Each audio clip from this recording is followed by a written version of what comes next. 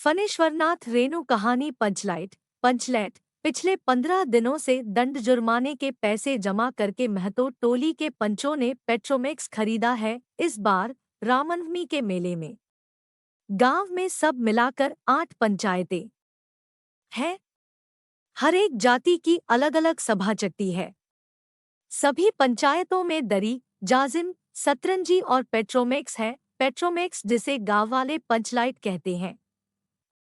पंचलाइट खरीदने के बाद पंचों ने मेले में ही तय किया 10 रुपए जो बच गए हैं, इससे पूजा की सामग्री खरीद ली जाए। बिना नेमटेम के कलब्जे वाली चीज का पुण्य नहीं करना चाहिए। अंग्रेज बहादुर के राज में भी पुल बनाने से पहले बलि दी जाती थी। मेले से सभी पंच दिनदहाड़े ही गांव लौटे। सबसे आगे पंचायत का छड़ीदार पंचलाइट का डिब्बा माथे पर लेकर और उसके पीछे सरदार दीवान और पंच वगैरह। गांव के बाहर ही ब्राह्मण टोले के फुंटगी झा ने टोक दिया, कितने में लालटेन खरीद हुआ महतो? देखते नहीं हैं, पंचलैट है। बामन टोली के लोग ऐसे ही ताप करते हैं। अपने घर की ढिबरी को भी बिजली बत्ती कहेंगे और दूसरों के पंचलैट को लालटेन। टोले भर के लोग जमा हो गए। औरत मर्द बूढ़े बच्चे सभी कामकाज छोड़कर दौड़े आए। चल रे चल, अपना पंचलैट आया है। पंचलैट छड़ीदार अग्नू महतो रह रहकर लोगों को चेतावनी देने लगा। हाँ, दूर से, जरा दूर से छूछा मत करो, ठेस न लगे। सरदार ने अपनी स्त्री से कहा, सांझ को पूजा होगी, जल्दी से नहा धोकर चौका पीढ़ी लगाओ। टोले की कीर्तन मंडली के मूलगैन ने अपने भक्तिया पच्छकों को समझाकर कहा, देखो आज पंचलैट की रोशनी में कीर्तन होगा। बेताले लोगों से पहले ही कह देता हूँ, आज यदि आखर धरने में डेढ़ हुआ तो दूसरे दिन से एकदम बैकाट। औरतों की मंडली में गुलरी काकी गोसाई का गीत गुनगुनाने लगी। छोटे छोटे बच्चों ने उत्साह के मारे बेवजह शोरगुल मचाना शुरू किया। सूरज डूबने के 1 घंटा पहले से ही टोले भर के लोग सरदार के दरवाजे पर आकर जमा हो गए। पंचलैट पंचलैट पंचलैट के सिवा और कोई गप नहीं, कोई दूसरी बात नहीं। सरदार ने गुड़गुड़ी पीते हुए कहा। दुकानदार ने पहले सुनाया, पूरे 5 कौड़ी 5 रुपया। मैंने कहा कि दुकानदार साहेब, यह मत समझिए कि हम लोग एकदम देहाती हैं, बहुत बहुत पंचलैट देखा है। इसके बाद दुकानदार मेरा मुंह देखने लगा। बोला, लगता है आप जाति के सरदार हैं। ठीक है, जब आप सरदार होकर खुद पंचलैट खरीदने आए हैं तो जाइए, पूरे 5 कौड़ी में आपको दे रहे हैं। दीवान जी ने कहा, अलबत्ता चेहरा परखने वाला दुकानदार है। पंचलैट का बक्सा दुकान का नौकर देना नहीं चाहता था। मैंने कहा, देखिए दुकानदार साहेब, बिना बक्सा पंचलैट कैसे ले जाएंगे? दुकानदार ने नौकर को डांटते हुए कहा, क्यों रे? दीवान जी की आंखों के आगे धुरखेल करता है, दे 2 बक्सा। हरिशंकर परसाई का व्यंग्य निंदा रस। टोले के लोगों ने अपने सरदार और दीवान को श्रद्धाभरी निगाहों से देखा। छड़ीदार ने औरतों की मंडली में सुनाया, रास्ते में सन्न सन्न बोलता था पंचलैट। लेकिन ऐन मौके पर लेकिन लग गया। रुदल शाह बनिए की दुकान से 3 बोतल किरासन तेल आया और सवाल पैदा हुआ, पंचलैट को जलाएगा कौन? यह बात पहले किसी के दिमाग में नहीं आई थी। पंचलैट खरीदने के पहले किसी ने न सोचा, खरीदने के बाद भी नहीं। अब पूजा की सामग्री चौक पर सजी हुई है। कीर्तनिया लोग खोलढोल करताल खोलकर बैठे हैं और पंचलैट पड़ा हुआ है। गांव वालों ने आज तक कोई ऐसी चीज नहीं खरीदी जिसमें जलाने बुझाने का झंझट हो। कहावत है ना, भाई रे गाय लूं तो दुहे कौन, लो मजा। अब इस कलब्जे वाली चीज को कौन बाले? यह बात नहीं कि गांव भर में कोई पंचलैट बालने वाला नहीं। हर एक पंचायत में पंचलैट है, उसके जलाने वाले जानकार हैं। लेकिन सवाल है, कि पहली बार नेमतेम करके, शुभ लाभ करके, दूसरी पंचायत के आदमी की मदद से पचलैट जलेगा? इससे तो अच्छा है पचलैट पड़ा रहे। जिंदगी भर ताना कौन सहे। बात बात में दूसरे टोले के लोग कूट करेंगे तुम लोगों का पचलैट पहली बार दूसरे के हाथ से। न न, पंचायत की इज्जत का सवाल है। दूसरे टोले के लोगों से मत कहिए। चारों ओर उदासी छा गई। अंधेरा बढ़ने लगा। किसी ने अपने घर में आज ढिबरी भी नहीं जलाई थी। आज पचलैट के सामने ढिबरी कौन बालता है।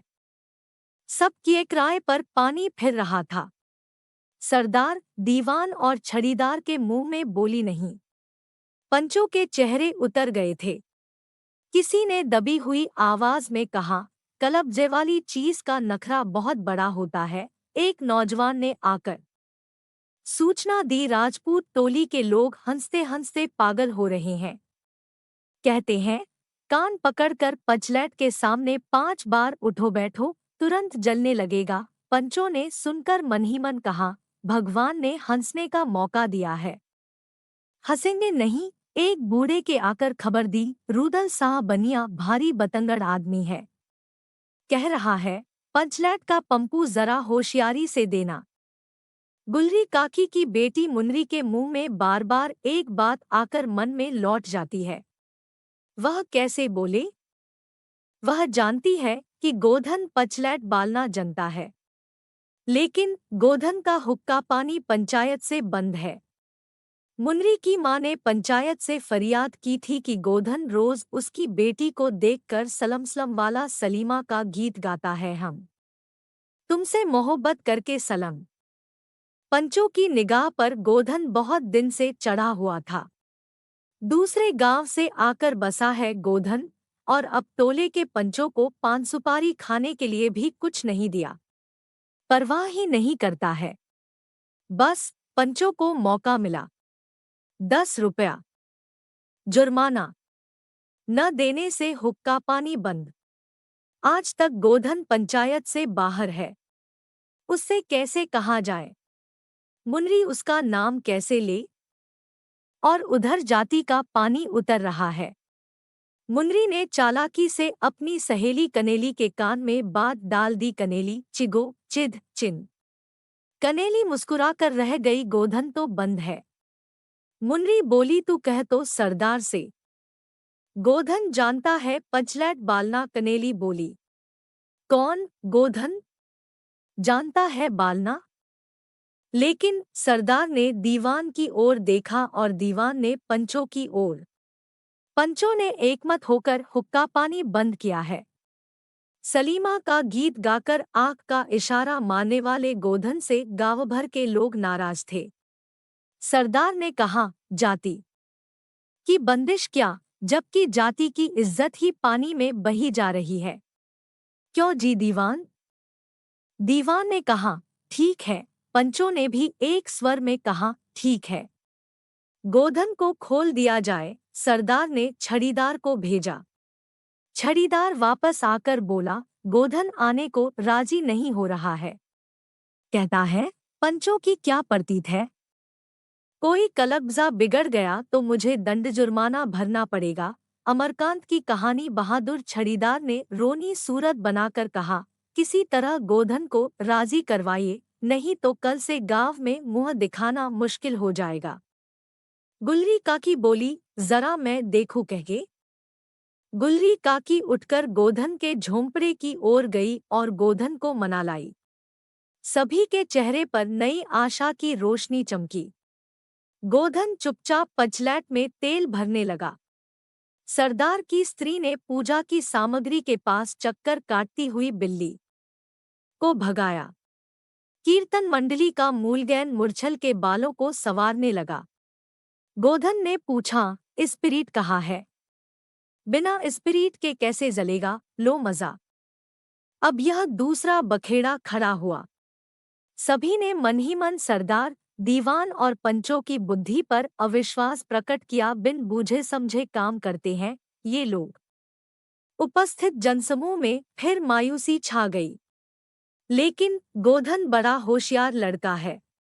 बिना स्पिरिट के ही पंचलैट जलाएगा, थोड़ा गरी का तेल ला दो।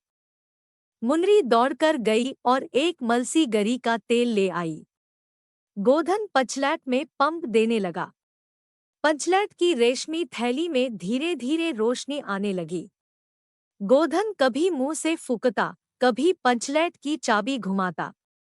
थोड़ी देर के बाद पंचलैट से सनसनाहट की आवाज निकलने लगी और रोशनी बढ़ती गई। लोगों के दिल का मैल दूर हो गया। गोधन बड़ा काबिल लड़का है। अंत में पंचलाइट की रोशनी से सारी टोली जगमगा उठी तो कीर्तनिया लोगों ने एक स्वर में महावीर स्वामी की जयध्वनि के साथ कीर्तन शुरू कर दिया। पंचलाइट की रोशनी में सभी के मुस्कुराते हुए चेहरे स्पष्ट हो गए। गोधन ने सबका दिल जीत लिया। मुनरी ने हसरत भरी निगाह से गोधन की ओर देखा।